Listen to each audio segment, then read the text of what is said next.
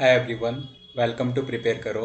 अगर आप लोग कैट 2024 की प्रिपरेशन कर रहे हैं तो प्रिपेयर करने से पहले कुछ इम्पोर्टेंट पॉइंटर्स हैं जो जान लेने बहुत इम्पोर्टेंट है। जैसे कैट एग्ज़ाम का ओवरव्यू, एग्ज़ाम का पैटर्न क्या है, सिलेबस, आपको सेल्फ प्रिपरेशन ऑप्ट करना चाहिए या फिर किसी कोचिंग इंस्टीट्यूट को ज्वाइन करना चाहिए, और कौन कौन से कंपोनेंट्स इन्वॉल्व होते हैं आपके फाइनल सिलेक्शन में।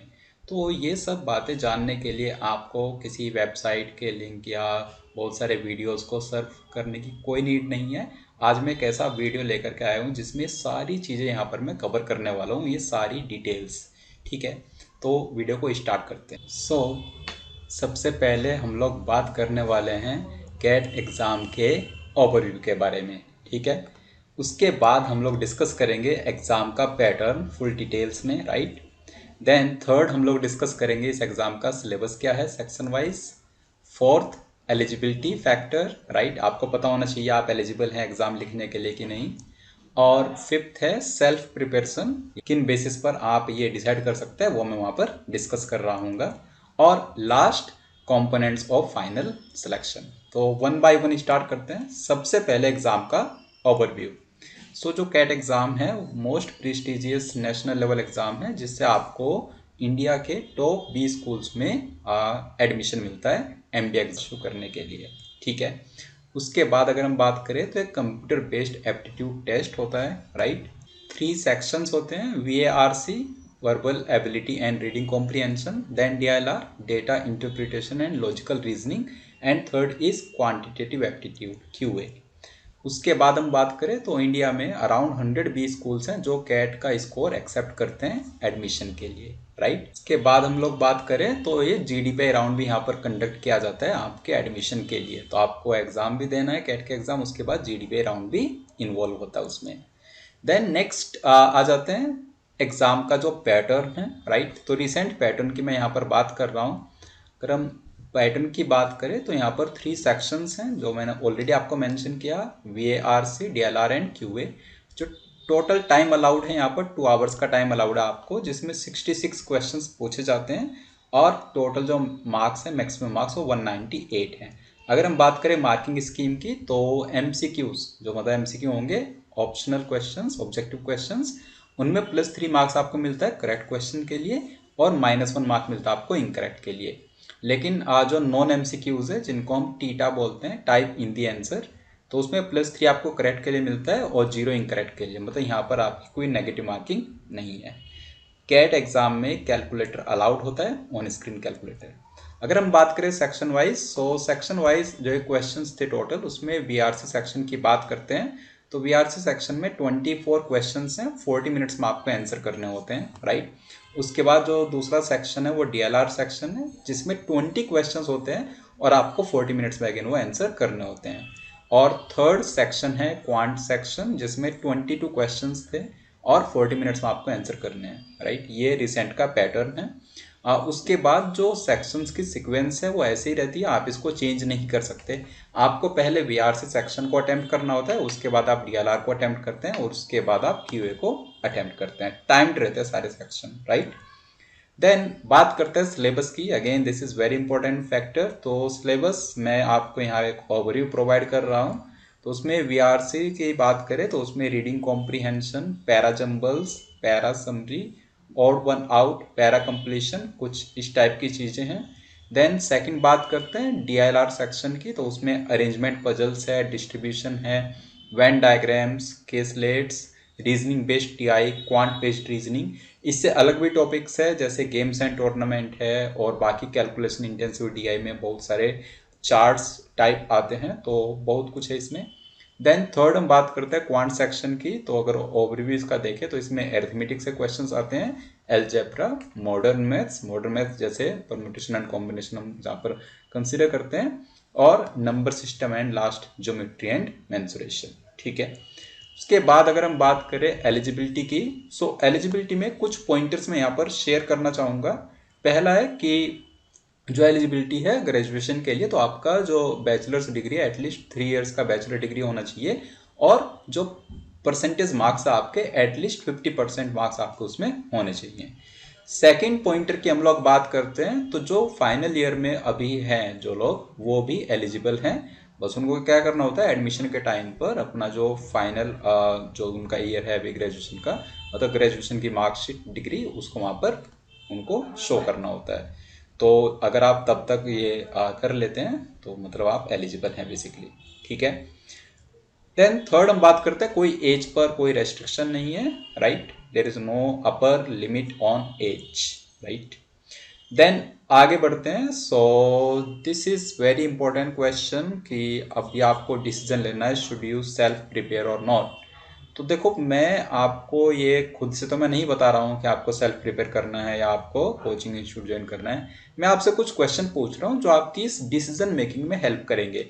तो आप अपने आप से ये 5 चीज़ें पूछ लीजिए, जिसमें सबसे पहला है रेगुलरिटी। देखो, ये बहुत इंपॉर्टेंट फैक्टर है, क्योंकि कैट एग्जाम ऐसा नहीं है कि आपने 15 डेज में प्रिपरेशन की और एग्जाम को लिख करके आ गए। आप अब से स्टार्ट कर रहे हो तो मतलब कुछ कपल ऑफ मंथ्स का टाइम है। इतने लंबे टाइम के लिए आप रेगुलर पढ़ पाएंगे घर पर रहकर, ये अपने आप से एक सवाल पूछिए। कोचिंग इंस्टीट्यूट ज्वाइन करते हैं तो वहाँ पर आपको के अंदर रेगुलरिटी बाय डिफॉल्ट होगी। आपको डेली क्लास के लिए जाना है, क्लास अटेंड करना है, तो आपके माइंड में वो डेली रहने वाला है। लेकिन सेल्फ प्रिपरेशन का क्या है, घर पर बहुत सारे डिस्ट्रैक्शन होंगी, राइट। तो उसमें थोड़ा सा आप एक बार देख लीजिए, अगर आप ये रेगुलरली पढ़ पाते हैं घर पर रहकर, right. This is one question. Then second question है self motivation. Okay, again this is important thing. जब आप कोचिंग इंस्टीट्यूट में जाते हैं तो वहाँ पर सेल्फ मोटिवेशन का आपको कोई इशू नहीं आता है सच, क्योंकि वहाँ पर आप इंटरेक्ट करते हैं लोगों से, फैकल्टी से इंटरेक्ट करते हैं वहाँ पर, और आपके अंदर वो मोटिवेशन रहता है, आपके रिदम बेसिकली बना रहता है, कोई वो ब्रेक नहीं होता। लेकिन अगर आप घर पर रहकर डेली मोटिवेट हो सकते हैं, डेली मोटिवेशन आपको कोई इश्यू नहीं है उसमें आपका, आप इजीली मोटिवेट कर पाएंगे खुद को, तो फिर आप सेल्फ प्रिपरेशन भी ऑप्ट कर सकते हैं, राइट। ये जस्ट क्वेश्चन से इनके आंसर आपको अगर पॉजिटिव में मिल रहे हैं, मतलब आपको मिल रहा है कि हाँ, तो देन ओके है, राइट।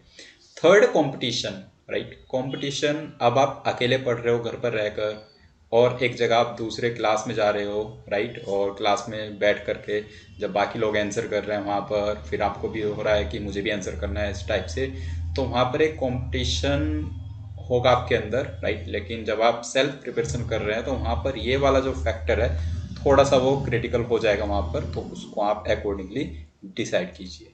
देन फोर्थ फैक्टर है इन्वायरमेंट। यस, इसका बहुत ज़्यादा फर्क पड़ता है। जब आप क्लासरूम में जाते हो तो वहाँ पर आपके माइंड में सिर्फ कैट एग्ज़ाम के ही थॉट्स रहेंगे, लेकिन जब आप घर पर पढ़ाई कर रहे हो तो घर पर कुछ ये हो रहा है, कभी कोई रिलेटिव आ गया, कभी कोई फेस्टिवल, कुछ मतलब बहुत सारी चीज़ें वहाँ पर होंगी। तो इन्वायरमेंट का डेफिनेटली फ़र्क पड़ता है। अगर आपके पास इस चीज़ का कोई सोल्यूशन है तो आप फिर से अगेन सेल्फ प्रिपरेशन ऑप्ट कर सकते हैं। देन फिफ्थ है internet connectivity. Again internet connectivity बहुत मेजर इशू है in rural areas, I consider. तो आप देख लीजिए कि अगर आपको कोई इंटरनेट कनेक्टिविटी का कोई एज सच इशू नहीं होता है, देन इट्स ओके, राइट। सो ऐसे करके आप डिसीजन ले सकते हैं। अब लास्ट हम चलते हैं कंपोनेंट्स ऑफ फाइनल सिलेक्शन की तरफ। जब आप किसी भी स्कूल में एडमिशन लेने जा रहे हो तो उसमें क्या क्या कंपोनेंट्स आपके मैटर करते हैं, राइट। आप कैट एग्ज़ाम की तैयारी कर रहे हो, लेकिन आपको ये सारे फैक्टर्स पर वर्क करना है। तो कुछ फैक्टर्स ऐसे हैं जिनको आप चेंज नहीं कर सकते, लेकिन कुछ फैक्टर्स ऐसे जिनको आप चेंज कर सकते हैं। तो मैं सारे फैक्टर्स यहाँ पर वन बाय वन आपको एक्सप्लेन कर रहा हूँ। तो पहला जो फैक्टर है, यस, वो कैट एग्ज़ाम का स्कोर है।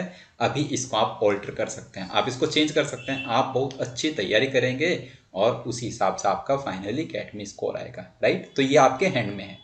देन सेकंड जो पॉइंटर है वह आपके एकेडमिक्स स्कोर, तो जिसमें हो सकता है यूजी अभी फाइनल ईयर में आप लोग हो कुछ, तो जो यूजी के फाइनल ईयर में उनके हाथ में थोड़ा ये है कि वो यूजी का परसेंटेज अपना चेंज कर सकते हैं, लेकिन 10th और 12th का परसेंटेज आप चेंज नहीं कर सकते, राइट।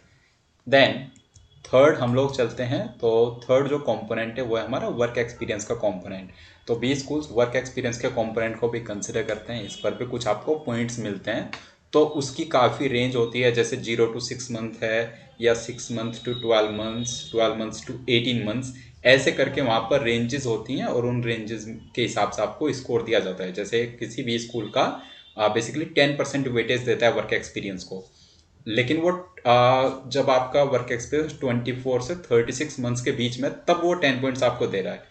तो अगर 24 से कम होगा तो आपके पॉइंट्स 10 से कम हो जाएंगे, या 36 मंथ से ज़्यादा होगा तो वहाँ पर आपके पॉइंट 10 से कम हो जाएंगे। तो कुछ इस टाइप का वो आपके साथ शेयर कर दिया जाता है बी स्कूल के एंड से, राइट, सिलेक्शन प्रोसीजर में।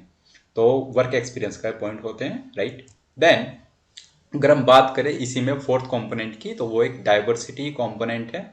हर बी स्कूल में नहीं होता है, राइट, लेकिन कुछ बी स्कूल्स में डेफिनेटली ये चीज़ मैटर करती है, डाइवर्सिटी कंपोनेंट, जिसमें एकेडमिक डाइवर्सिटी हो सकती है कि अगर आप इंजीनियर हैं या फिर आप नॉन इंजीनियर हैं, और दूसरा जेंडर डाइवर्सिटी, राइट। तो इसके पॉइंट्स होते हैं बेसिकली। देन अगर हम बात करें नेक्स्ट कंपोनेंट की, तो फिफ्थ कंपोनेंट होता है आपका जीडीपीआई स्कोर। तो अगेन जीडीपीआई स्कोर आपकी परफॉर्मेंस पर डिपेंड करेगा, आप जीडीपीआई की कितनी अच्छी तैयारी करते हैं, कैसा आपका इंटरव्यू, कैसा आपका जीडी राउंड जाता है। तो बेसिकली आप इनमें से कौन कौन से पॉइंटर्स को ऑल्टर कर सकते हैं वो एक बात देख लीजिए। कैट एग्जाम के स्कोर को आप ऑल्टर कर सकते हैं। यूजी मतलब जो आपका ग्रेजुएशन है उसके एकेडमिक्स को आप ऑल्टर तभी कर सकते हैं अगर आप अभी फाइनल ईयर में हो यूजी के। थर्ड वर्क एक्सपीरियंस, उसमें ऑल्टर करने जैसा कुछ है नहीं।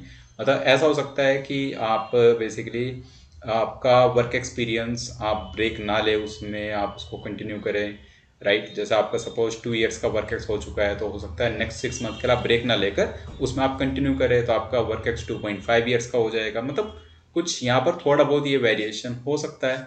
देन फोर्थ है डाइवर्सिटी, जिसमें आप कुछ नहीं कर सकते, राइट। एंड फिफ्थ है जीडीपीआई स्कोर, यस, इसको आप ऑल्टर कर सकते हैं depending upon your preparation for GDPI round, right. तो ये पूरा ओवरव्यू था कैट एग्ज़ाम का। आई होप वीडियो आपको अच्छा लगा होगा। जो भी फ्रेंड्स आपके कैट एग्ज़ाम के लिए प्रिपेयर कर रहे हैं उनके साथ वीडियो को शेयर ज़रूर करना, और आप कैट से रिलेटेड कुछ और जानना चाहते हैं तो वीडियो के कमेंट सेक्शन में ज़रूर टाइप करना।